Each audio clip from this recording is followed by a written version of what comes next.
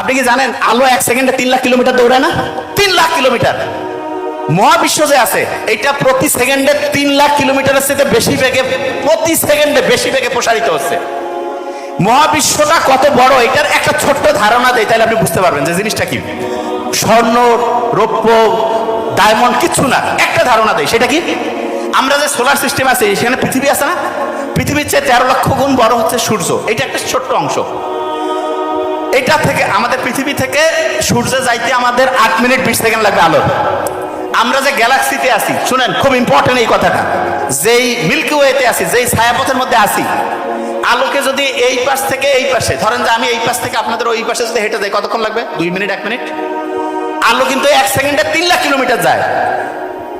Galaxy milky way যেখানে আমরা আছি, এক পাশ থেকে আলো যদি দৌড়ানো শুরু করে প্রতি সেকেন্ডে 3 লাখ কিলোমিটার, 1 সেকেন্ডে 3 লাখ কিলোমিটার।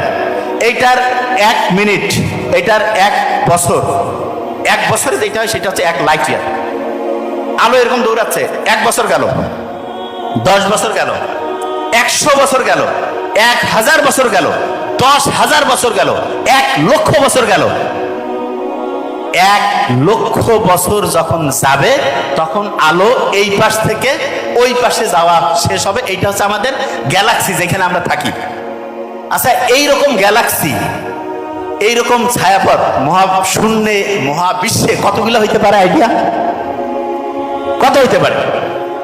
শোনেন, কত? 100টা হবে?